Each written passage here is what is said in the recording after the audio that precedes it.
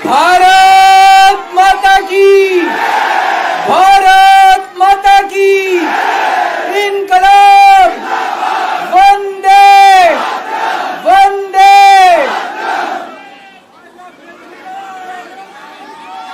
आप सब लोगों का तहे दिल से बहुत बहुत शुक्रिया।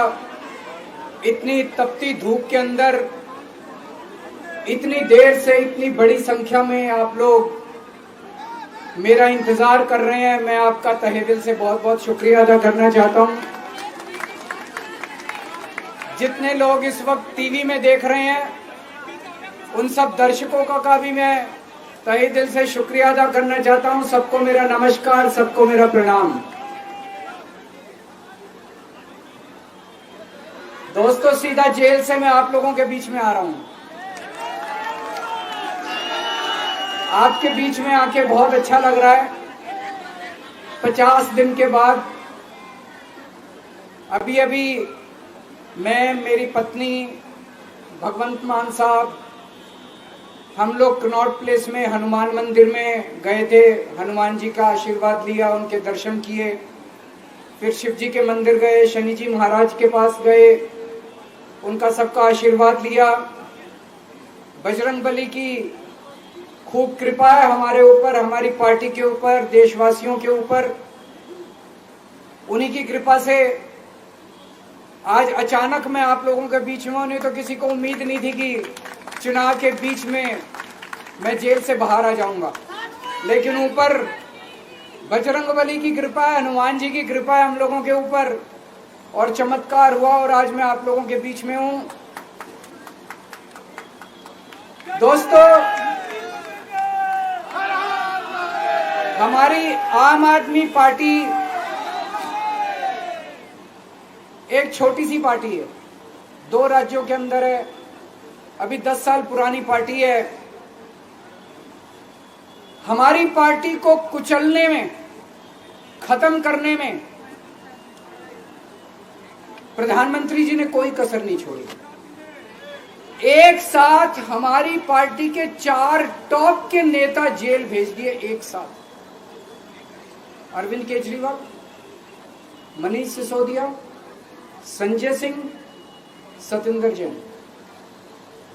बड़ी बड़ी पार्टियों के अगर 4 टॉप के नेता जेल चले जाएं, पार्टी खत्म हो जाती है। आम आदमी पार्टी के 4 टॉप के नेता इन्होंने जेल भेज दिया। उन्होंने सोचा कि पार्टी खत्म हो जाएगी, लेकिन ये पार्टी नहीं है, ये एक सोच है। जितना ये खत्म करना चाहते हैं उतना ये बढ़ती जाती है, उतना ये बढ़ती जाती है। ये क्रश करना चाहते हैं प्रधानमंत्री जी आम आदमी पार्टी को। जो लोग मोदी जी से मिलने जाते हैं, वो कई लोग हमें भी जानते हैं, वो बाहर आके हमें बताते हैं कि आपके बारे में सबसे पहले मोदी जी से जो भी मिलने जाता है, सबसे पहले वो केजरीवाल की और आम आदमी पार्टी की 10 से 15 मिनट बात करते हैं। उनको कहते हैं कि आने वाले समय के अंदर आम आदमी पार्टी ही देश को भविष्य देने वाली है। वो खुद भी मानते हैं। इसीलिए वो चाहते हैं कि आज ही आम आदमी पार्टी को बढ़ने से रोका जाए, इनको कुचल दिया जाए। ये तानाशाही है। अगर उनको लगता है कि आम आदमी पार्टी आने वाले समय में बीजेपी को चैलेंज देने वाली है, आप अच्छे काम करो, आप देश को भविष्य दो। आज आपकी सरकार है केंद्र के अंदर, आप देश के लिए काम करोगे, आम आदमी पार्टी को कोई पूछेगा ही नहीं। लेकिन आप कुछ काम नहीं करो और आम आदमी पार्टी को कुचल दो, ये जनतंत्र नहीं है, ये इस देश की जनता पसंद नहीं करती। इन्होंने आम आदमी पार्टी को कुचलने में कोई कसर नहीं छोड़ी। छोटे से लोग हैं हम लोग, छोटी सी पार्टी है। 75 साल के अंदर इस कदर किसी पार्टी को और उसके नेताओं को प्रताड़ित नहीं किया गया जिस तरह से प्रधानमंत्री मोदी जी ने आम आदमी पार्टी को प्रताड़ित करने की कोशिश की है। मेरे को इन्होंने जेल भेज दिया।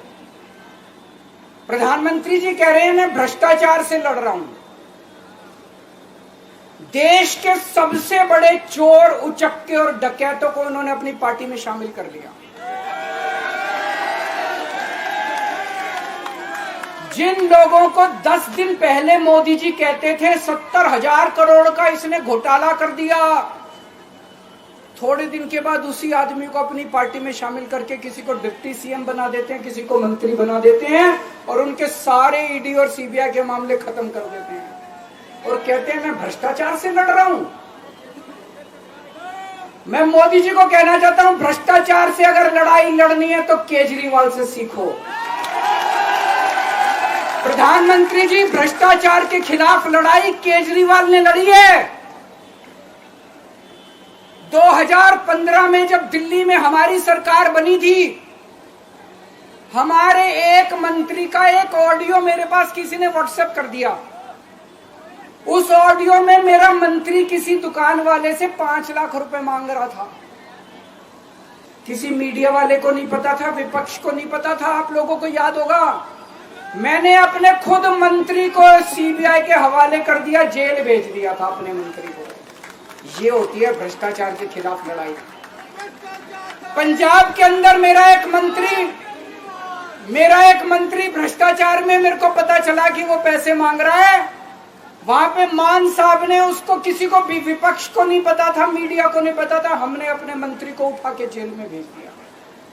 तुम देश के सारे चोर उचक्के डकैतों को अपनी पार्टी में शामिल कर लो और केजरीवाल को जेल भेज दो और कहो मैं भ्रष्टाचार के खिलाफ लड़ रहा हूं।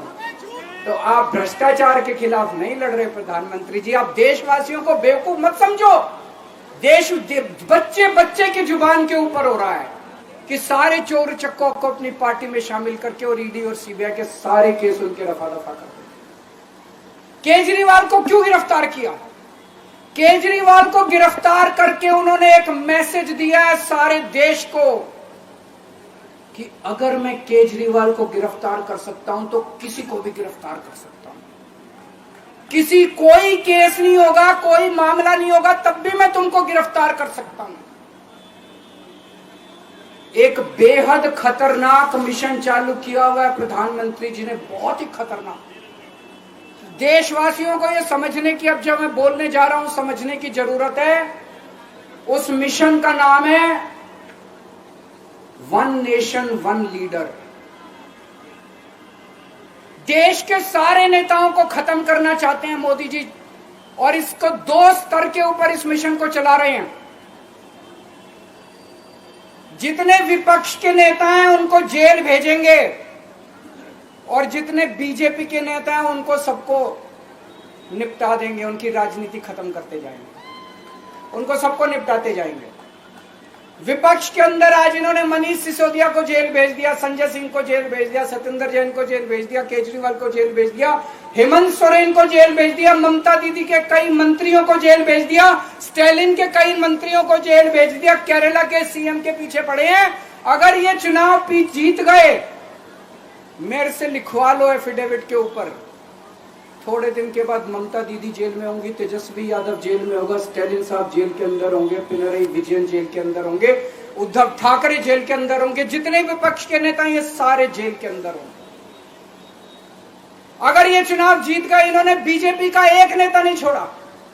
आडवाणी जी की राजनीति खत्म कर दी इन्होंने, मुरली मनोहर जोशी की राजनीति खत्म कर दी, सुमित्रा महाजन की, शिवराज सिंह चौहान जिसने मध्य प्रदेश का चुनाव जीत के दिया इन लोगों ने, शिवराज सिंह चौहान ने उसको मुख्यमंत्री नहीं बनाया, उसकी राजनीति खत्म कर दी। वसुंधरा राजे की राजनीति खत्म कर दी इन्होंने, खट्टर साहब की राजनीति खत्म कर दी, डॉक्टर रमन सिंह की राजनीति खत्म कर दी। अब अगला किसका नंबर है?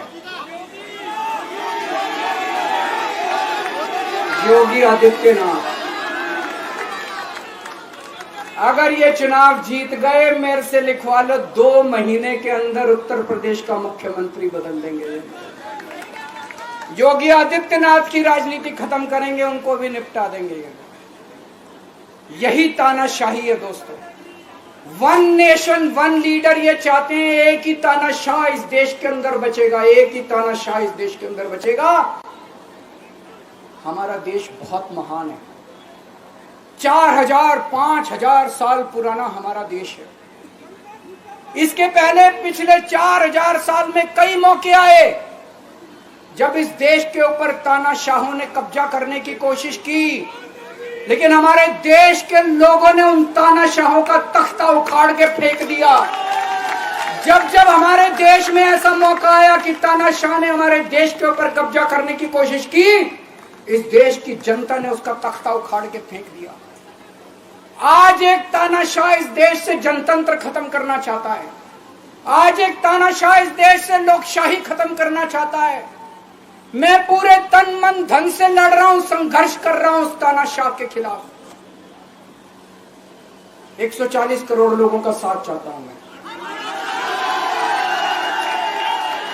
मेरे अकेले के करने से नहीं होगा।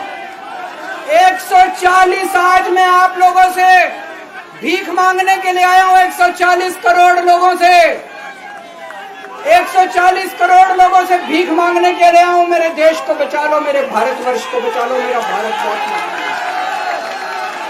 इस तानाशाही से बचा लो मेरे दोस्त, मेरे देश को।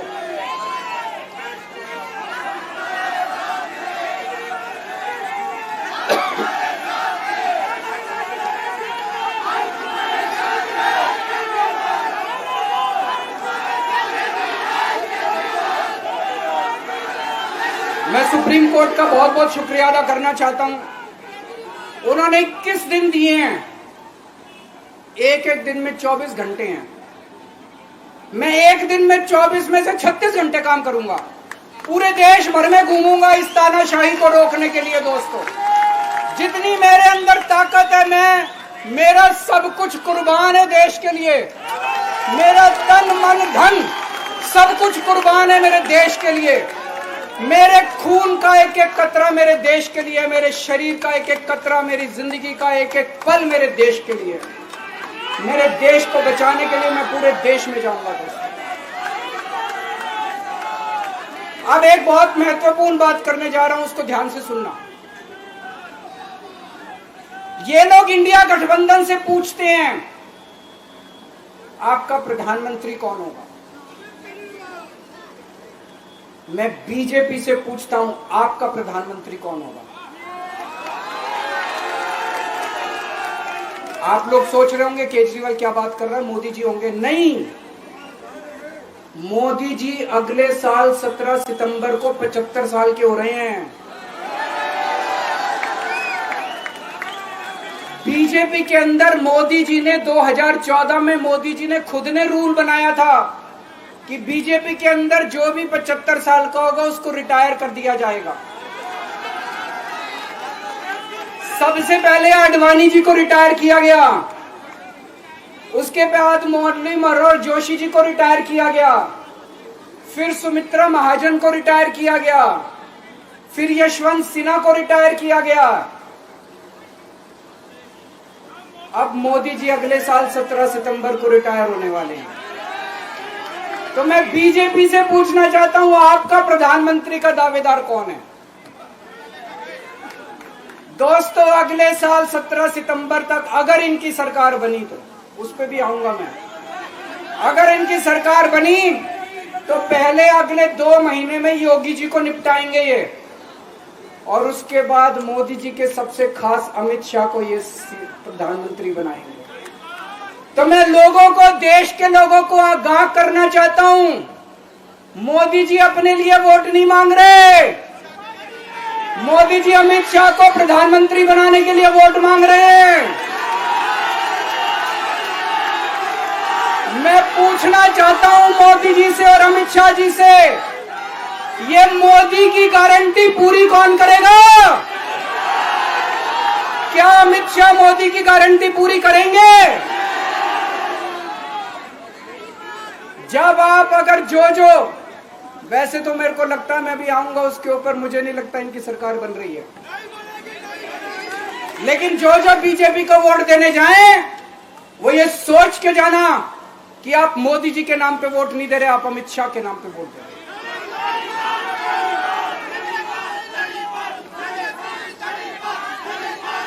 अब एक खुशखबरी है आप लोगों के लिए। अब एक खुशखबरी है, सबको बता देना जो मैंने बातें कही है बड़ी सोच समझ के कही है। वहां बैठ के यही सोच रहा था 50 दिन से।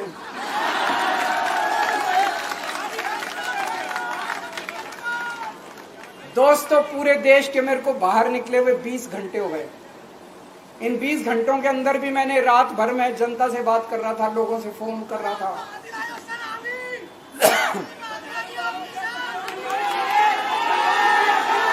क्या बोल रहे?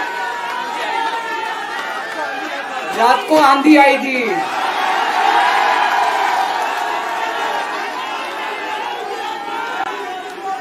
पिछले 20 घंटे में मैंने जो बातचीत करी है, कई बड़े बड़े एक्सपर्ट से बात की, चुनाव विश्लेषकों से बात की, सेफोलॉजिस्ट से बात की, जनता से बात की, फोन पे लोगों से। मेरा अपना आकलन है कि 4 जून के बाद इनकी सरकार नहीं बन रही, मोदी सरकार नहीं बन रही।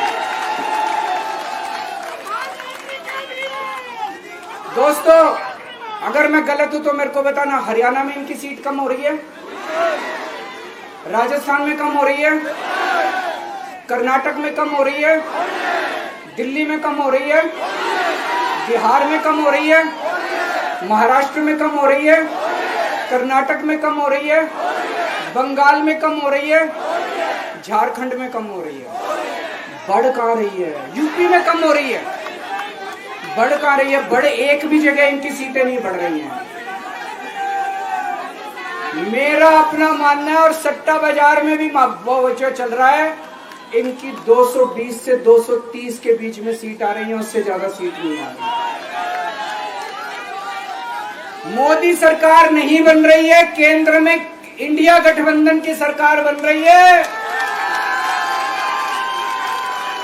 आम आदमी पार्टी उस सरकार का हिस्सा होगी। दिल्ली को पूर्ण राज्य दिलाएंगे। दिल्ली का एलजी लोगों का एलजी होगा, दिल्ली का एलजी दिल्ली वालों का एलजी होगा। गुजरात से आया हुआ है अभी, दिल्ली के लोगों का एलजी होगा, दिल्ली के लोगों का विकास होगा। एक और पॉइंट है, जब मैं जेल के अंदर था तो कुछ लोगों ने यह मुद्दा उठाया, केजरीवाल सीएम पद से इस्तीफा क्यों नहीं देता। दोस्तों, केजरीवाल को कभी किसी पद का लालच नहीं हुआ। मैं यहाँ मंत्री, मुख्यमंत्री, प्रधानमंत्री ये सब बनने नहीं आया। इनकम टैक्स में कमिश्नर की नौकरी करता था। कमिश्नर की नौकरी छोड़ के दिल्ली की झुग्गियों के अंदर 1 नहीं, 2 नहीं, 3 नहीं, 10 साल तक मैंने दिल्ली की झुग्गियों के अंदर काम किया है, सुंदर नगरी और नंद नगर की झुग्गियों के अंदर। इनकम टैक्स कमिश्नर की नौकरी छोड़ के जब मेरे को दिल्ली की जनता ने पहली बार सीएम बनाया, असूलों के ऊपर 49 दिन के अंदर सीएम पद से इस्तीफा दे दिया था। एक चपरासी की नौकरी कोई नहीं छोड़ता। सीएम बनने के लिए लोग अपना दायां हाथ कटाने के लिए तैयार होते हैं। मैंने खुद से अपने आप सीएम की कुर्सी को लात मार दी थी 49 दिन के अंदर। मेरे लिए सीएम पद इंपॉर्टेंट नहीं है। आज मैंने सीएम पद से इस्तीफा क्यों नहीं दिया जेल जाने के बाद? दोस्तों, पिछले 75 साल में भारतवर्ष में इतने राज्यों के चुनाव हुए, इतने राज्यों के चुनाव हुए, दिल्ली के अंदर सबसे ऐतिहासिक बहुमत से आम आदमी पार्टी जीती। 55-56% वोट, एक बार 67 सीट, एक बार 62 सीट। इतने भारी बहुमत से आज तक कोई राज्य की सरकार 75 साल में नहीं जीती। इतने भारी बहुमत से जीतने के बावजूद झूठा केस, अब उनको पता है वो हमें हरा नहीं सकते दिल्ली के अंदर। उन्हें पता है अगले 20 साल तक दिल्ली में आम आदमी पार्टी को कोई नहीं हरा सकता। तो उन्होंने एक षड्यंत्र रचा, राजनीतिक षड्यंत्र रचा। केजरीवाल को झूठे केस में जेल भेज दो, केजरीवाल को इस्तीफा देना पड़ेगा, केजरीवाल की सरकार गिर जाएगी। उन्होंने ये षड्यंत्र रचा। मैंने कहा मैं भी इस्तीफा नहीं दूंगा। तुम अगर जनतंत्र को जेल में कैद करोगे तो जनतंत्र जेल से चला के दिखाएंगे। दोस्तों, सरकार भी जेल से चला के दिखाएंगे। कतई इस्तीफा, तुम्हारे ट्रैप में फंसने वाले नहीं हम। ये अगर हेमंत सोरेन साहब को भी इस्तीफा नहीं देना चाहिए था, जेल से सरकार चलानी चाहिए। अगर हमने इस्तीफा दे दिया, ये तो बड़ा अच्छा इनके लिए। जिस राज्य के अंदर ये चुनाव हारेंगे उसके मुख्यमंत्री को पकड़ के जेल में डाल दो, सरकार गिरा दो, उसके मुख्यमंत्री को पकड़ के जेल में डाल दो, सरकार। आज मैं अगर दिल्ली की जेल के अंदर रह के दिल्ली की जेल से इस्तीफा नहीं दे रहा, वो इस तानाशाही के खिलाफ संघर्ष कर रहा हूं, इसको समझ लेना।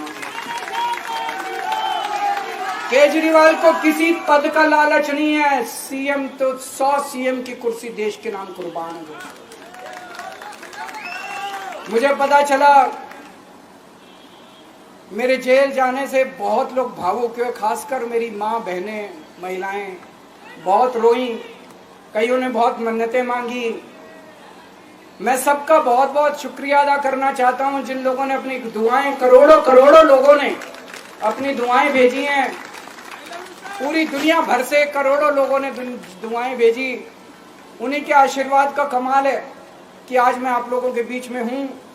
आप लोग सब लोग सुखी रहें, देश खूब तरक्की करे, फले फूले, आप सब लोग खूब खुश रहें, ऐसी मेरी प्रभु से इच्छा है। भारत माता